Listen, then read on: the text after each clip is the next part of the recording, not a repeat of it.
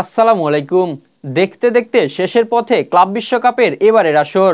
বাকি রয়েছে আর মাত্র 3টি ম্যাচ। শিরোপার লড়াইয়ে টিকে আছে 4 দেশের 4টি ক্লাব।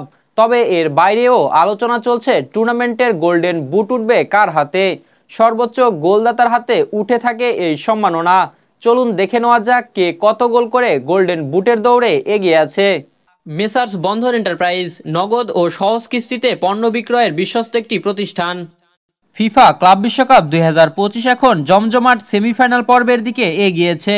32 দলের এই মর্যাদা সম্পূর্ণ আসরে এখন টিকে আছে মাত্র 4টি দল।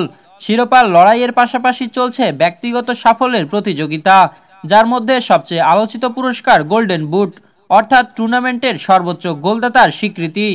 4 গোল করে শীর্ষে রয়েছে 4 জন ফুটবলার, টিকে আছে শুধুমাত্র রিয়াল মাদ্রিদের গার্সিয়া।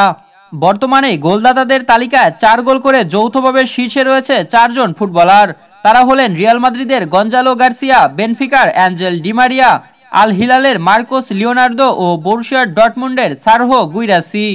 তবে এই 4 জনের মধ্যে শুধুমাত্র গার্সিয়ার দল রিয়াল মাদ্রিদই এখনও টিকে রয়েছে টুর্নামেন্টে, যার ফলে আরও 2টি ম্যাচ খেলার সুযোগ পেতে পারেন তিনি। এ কারণে গোল্ডেন বুট জয়ের দৌড়ে সবচেয়ে এগিয়ে রয়েছে গার্সিয়াই। আর মাত্র 1টি গোল করলেই এককভাবে উঠে যাবেন শীর্ষে। 3 গোলে দ্বিতীয় সারির প্রতিযোগী 9 জন ফুটবলারের রয়েছে 3টি করে গোল। তবে তাদের মধ্যে শুধুমাত্র চেলসির পর্তুগিজ ফরোয়ার্ড পেদ্রো নেতোই টিকে রয়েছেন। তার দল ফ্লুমিনেন্সের বিপক্ষে মুখোমুখি হবে 8ই জুলাই সেমিফাইনালে। সেই ম্যাচে এবং সম্ভাব্য ফাইনালে গোল করার সুযোগ থাকবে তার সামনে।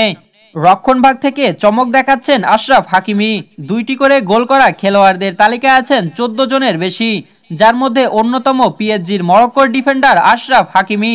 রক্ষণভাগের খেলোয়াড় হয়েও গোল স্কোরিং দক্ষতা নজর কেড়েছে সবার।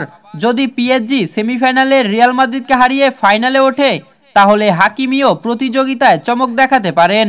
শেষ বাঁশি বাজার আগ পর্যন্ত গোল্ডেন বুট নিয়ে উত্তেজনা থাকবে তুঙ্গে। এখন দেখা যাক শেষ হাসি হাসেন কোন ফুটবলার।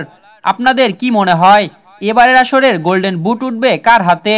জানাবেন ভিডিওর কমেন্টে। রাহুল আলামিন, বিডিআই স্পোর্টস।